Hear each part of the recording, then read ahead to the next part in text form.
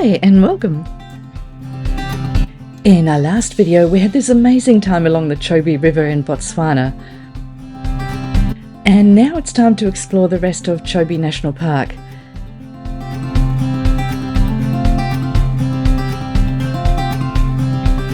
We decide to take the marsh road through Chobe,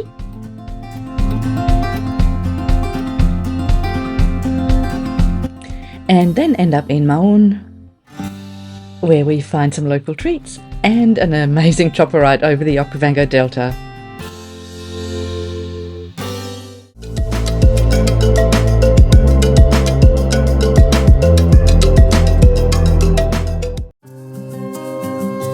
This morning we've packed up our campsite in Muchenje to head to Maun.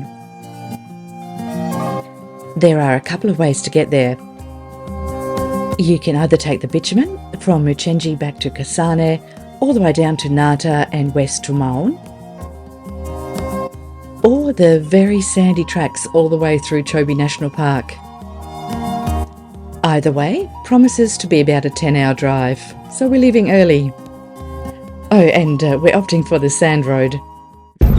So this morning we're leaving Muchenje and heading towards Kwai. It's going to be quite a long drive.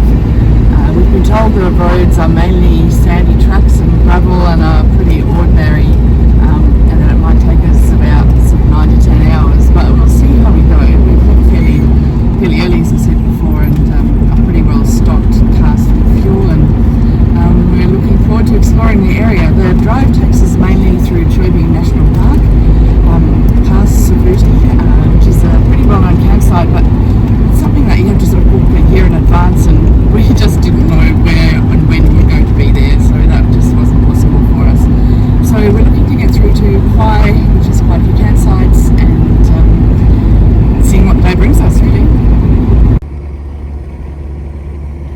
This little bit of bitumen at the beginning of our trip is a luxury that won't last for too long.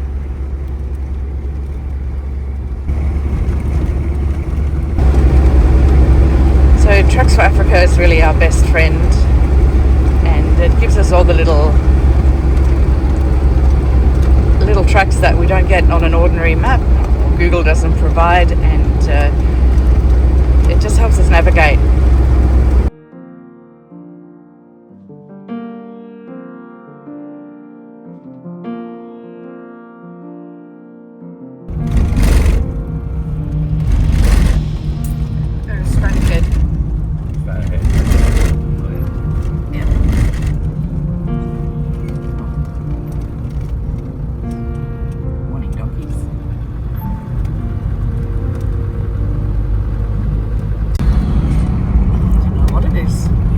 Sand, end of the bitumen anyway, for the next 10 hours, 9, maybe 8, depends.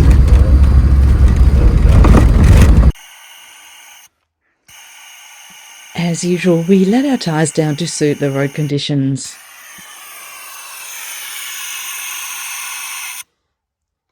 There you are.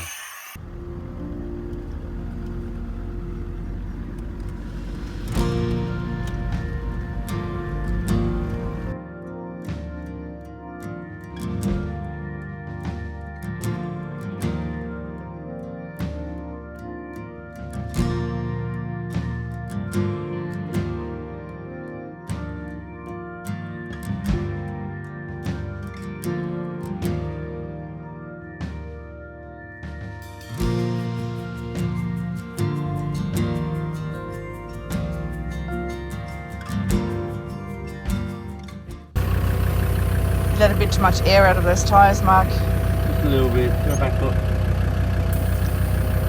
You know you parked on some elephant tracks, didn't you? I think of that. I know. My feet to that.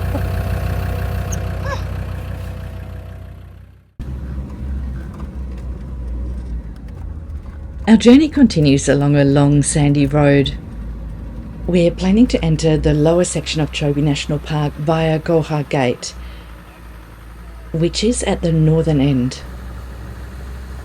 What we didn't know is that the road to Goha Gate was just as sandy and slow as the rest of the tracks in the park. So we just let Husky the Rover do his thing. But when we come up this hill, well, what can I say? That's not something that Mark can allow to stand uncorrected. It's got to be done right. Well, I've got to admit, that was one of the easiest tracks I've ever done in my life. I could have cycled up this. Very tongue-in-cheek. It deserves a sticker though.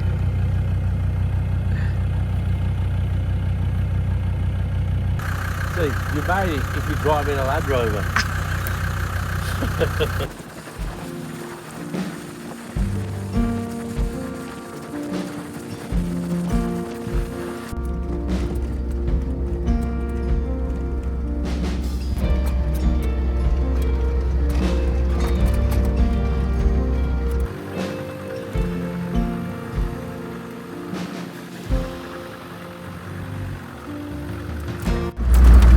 Pick a truck, any truck? Oh, I've got my own.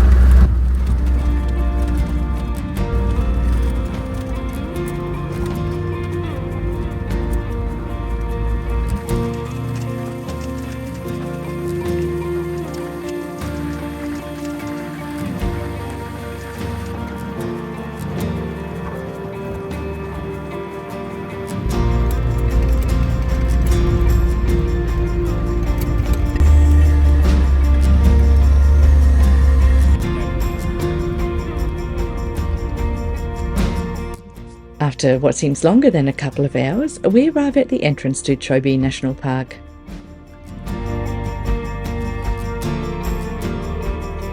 There, we get an opportunity to chat to rangers about road conditions. And because we're driving all the way through the park, we get advice about a campsite just after the southern gate. And after going over the map, we decide to take the marsh road.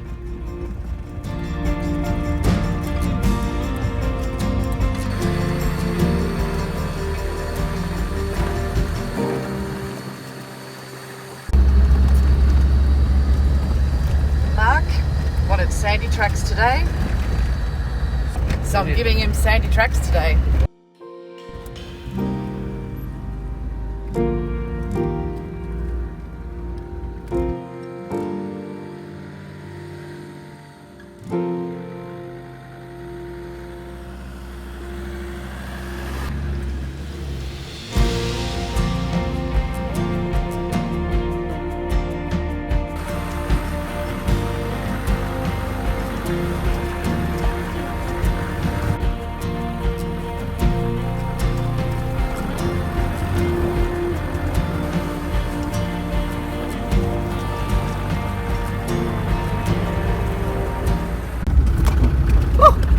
Goodness me, there's a few more on that side. Beware.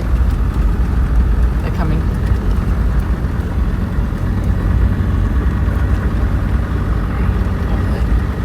I don't know. There's another one. We were warned that we might not see the big cats on our drive through Chobe because of the time of day we're there, but we certainly saw plenty of antelope, wildebeest, even giraffe and elephant. Just having avocado for lunch. That's all we got. Pulled up under a tree. And then found that up there. And while having our lunch, we saw the evidence that the big cats are not too far.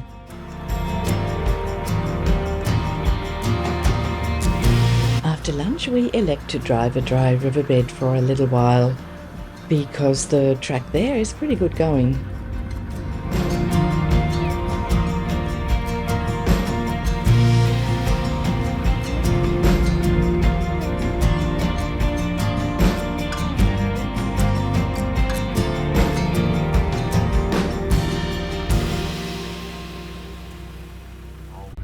We thought we would check out a waterhole on our travels south of Savuti and find something a little unexpected.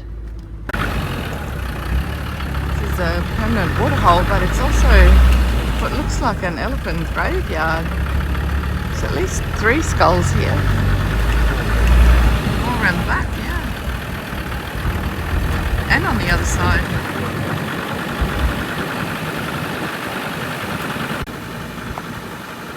strange at a waterhole, isn't it? Unless they were poached.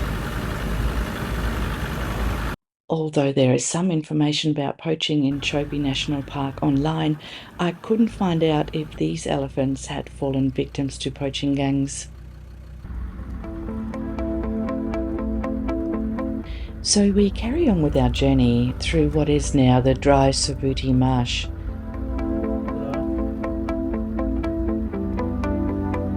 In dry season from May to October, the roads are pretty dusty, with occasional deep sandy sections, some deep ruts and corrugations.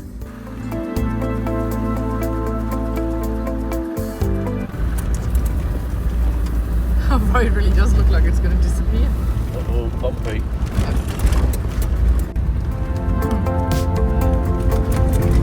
Oops, this is going to be bumpy. The most uncomfortable sections are where elephants have walked through mud in wet season, which then later dry to cause these corrugations.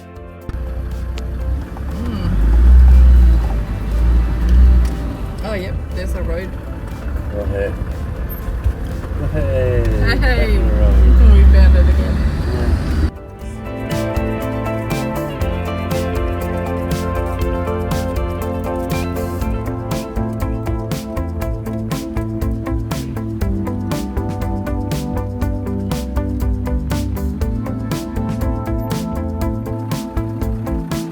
More elephant footprints.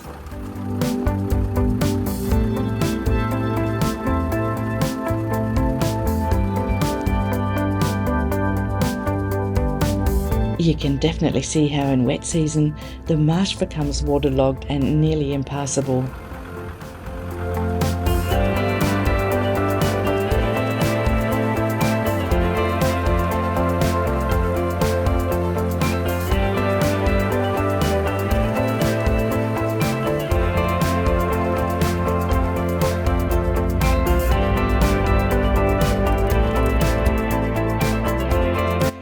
We really enjoyed our drive through Chobe National Park. It was wild, raw, and even though it's a prime tourist destination, we didn't see too many people.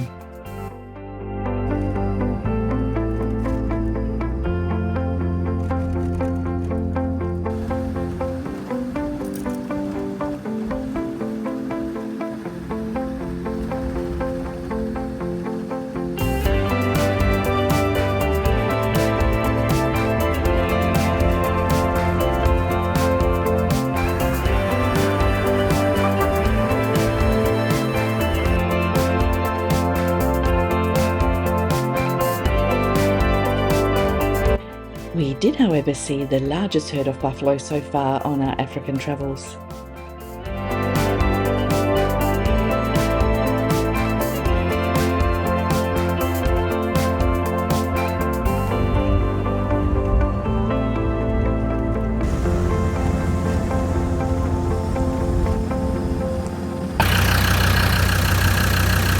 And you're going to sign us out. Tell you what, that trip, what we just did,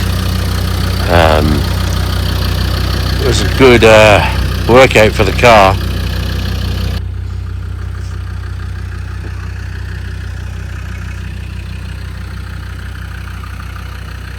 So we've been given some instructions to a campsite for tonight. Apparently we have to find the lady in the local village of Mbabe, and her house is the last one on the right at the tuck shop as we're leaving the village. So hopefully we can find her and get some accommodation. Somewhere. Campsite. Yeah, this is the way to the village, apparently. Hopefully.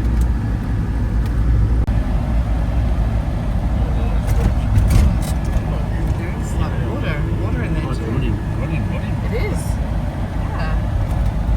We arrive in the village of Mbabe on a Saturday afternoon, so it looks like everyone's out enjoying the football. Without permission. Okay. Oh.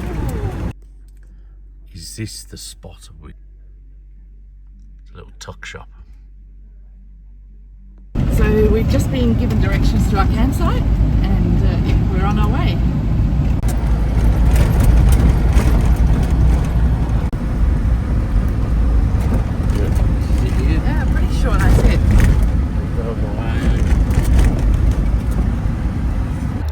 So Mark's having a little hissy fit because we've just been told that hyenas come through our camp every night and not to leave anything out. Yeah, he's a little worried about his shoes. So we had a really interesting night last night. We're staying at a campsite just at the other side of Chobe National Park in Mabebe, and had a hippo come visit last night, just about 10 metres away from our car. We could hear it munch away. That was at about 9 o'clock. And then at 11 o'clock we had a hyena raid up in. So before we could actually chase it away, it gave the bin a little love bite. So Mark's on the car again. He likes it up there, I think. It doesn't take us too long to pack up camp. Our destination today is Maun.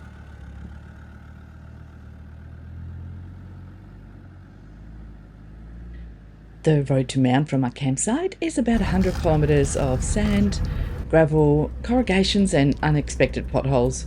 So this is the road from Mabebe to Maun. In dry season, so I guess it's good. This is a main road. Yeah. From one town to another.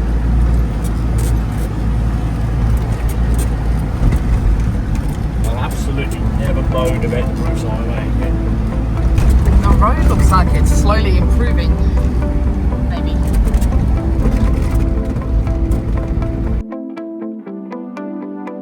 A bit deeper then.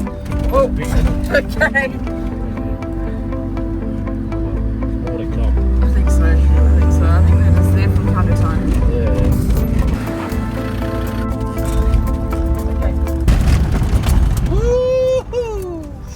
Jeez. Just when you think the road's kind of okay and you can walk along a bit, Yeah. that comes up. Someone lost his wheel. Yeah, probably going through Tyre. that dip. Still tyre. Tyre, shredded.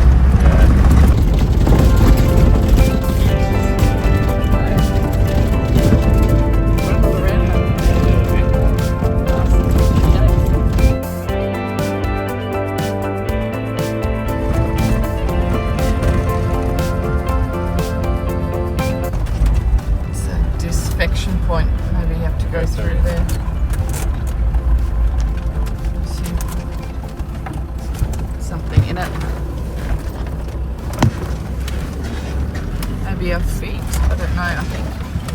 Botswana has vet fences with disinfection points for the control of foot and mouth disease. It's usually just a matter of driving your vehicle through some disinfectant and then standing on a mat soaked in the same. As soon as we get to Maun, we take the opportunity to fill up our gas bottle. So biking gas in Maun are finally able to refill our gas bottle. We've had a few problems having it refilled. Kasane didn't have gas, or their hose was broken, so we've been going without for a little while and just been cooking on the fire and saving the jet boil for a morning coffee. But I'm glad to have it filled here in Maun. More, Mark. A little big hole here I didn't see when I fell out the car. It's huge, eh?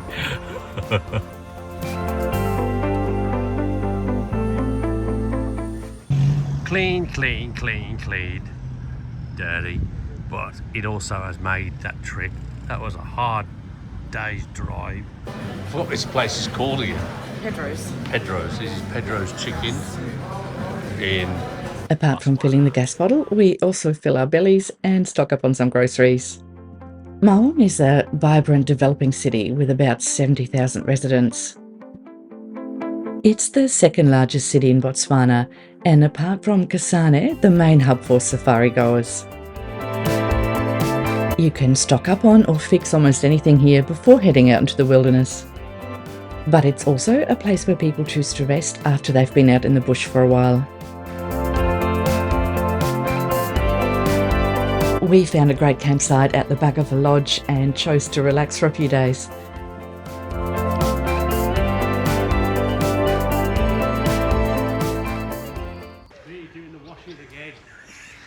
And there he is.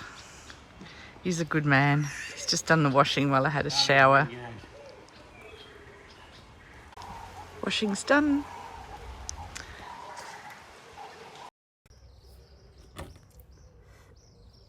Using one of these pans that we saw on YouTube. A guy from the UK uses it, and thought I'd buy one. He knows something. It's absolutely brilliant.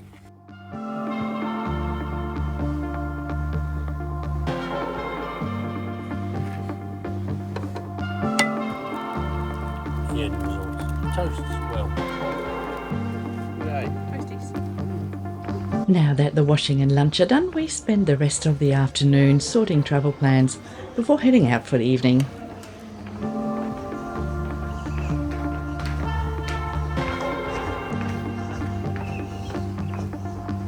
Going out tonight.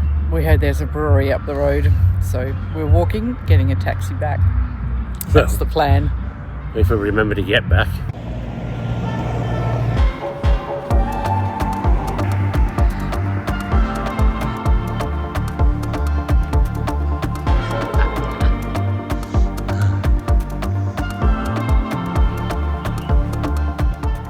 What is that? Delta Lager? Long Kingfisher Session IPA, Pale Ale.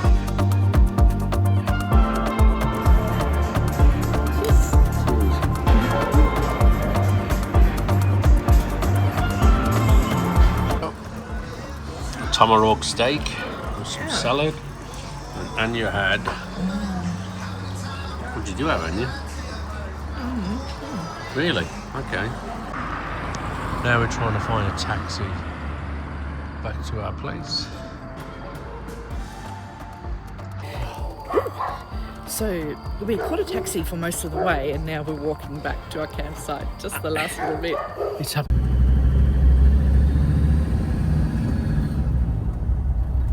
In Africa, if you get to an intersection without lights, it's kind of, you just take your turn. Yeah. Interesting arrangement. It works. No, he's going to go right here. He gets to go. Oh, I'm going left, so I'm just going to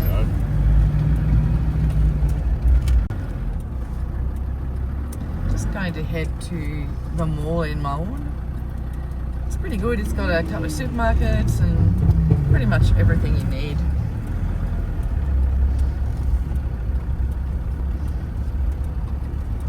Ready to go to Checkers? Checkers it is. We always really enjoy going to supermarkets in different countries. There's always something interesting and new to try.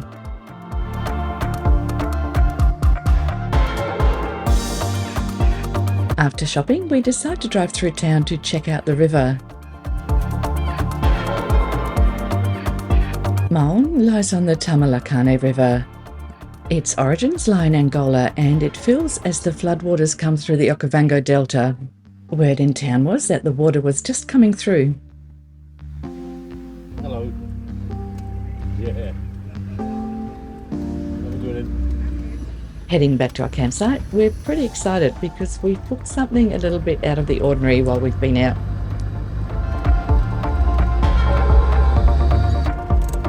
Hello, guys. I think we're going on a helicopter ride Thursday. I know, it'd be pretty exciting. Over the Delta, if we can get a spot. We'll see. Cheers. Cheers. So we just left our campsite to go to a helicopter flight over the Delta, but the real name is...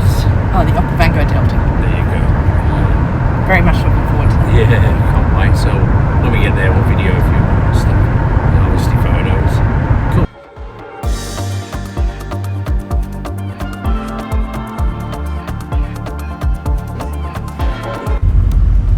So that's the chopper we're going on, I think.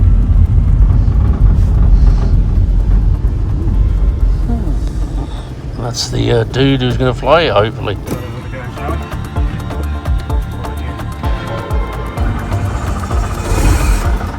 Nothing like a sticky starter motor on your chopper.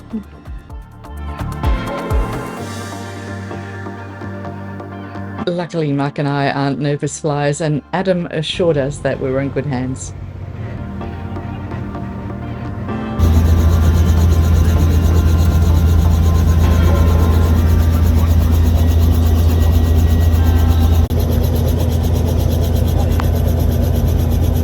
The flight with Helicopter Horizons is a no-door flight, so you can get the full view of the landscape below.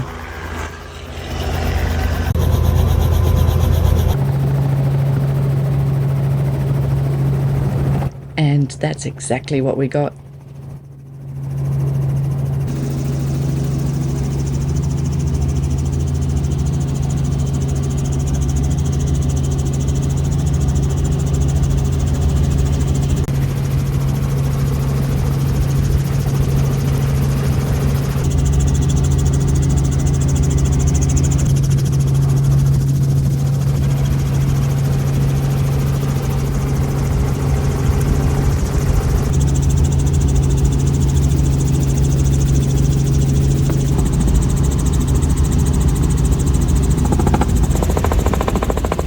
Our flight is in dry season, but the floodwaters from Angola are just starting to flow through the Okavango Delta. The fact that there is a reliable water source here in dry season is what makes this area so unique. And while it would have been spectacular in full flood, it was also really interesting to see the water come through at this time of year.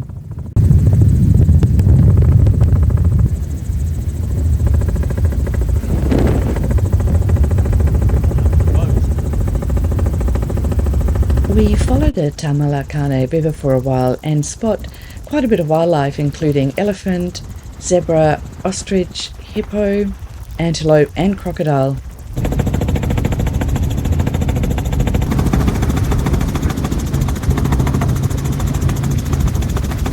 Adam, our pilot, was a really knowledgeable guide, but also a Defender owner, so then the conversation turned to Land Rover.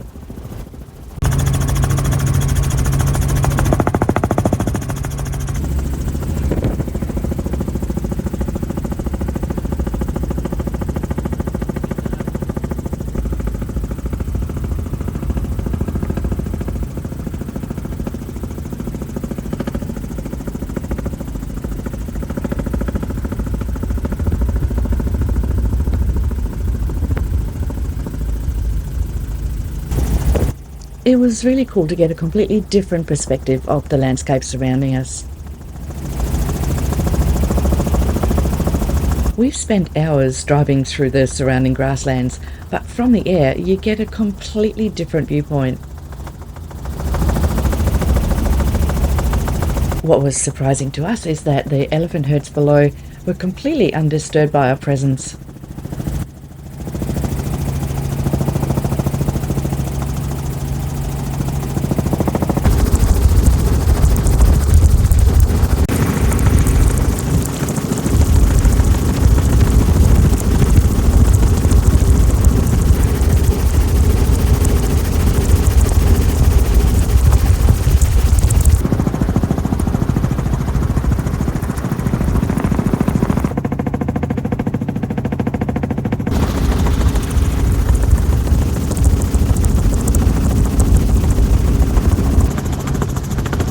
And apart from the wildlife and the amazing view below, the flight was also quite a bit of fun.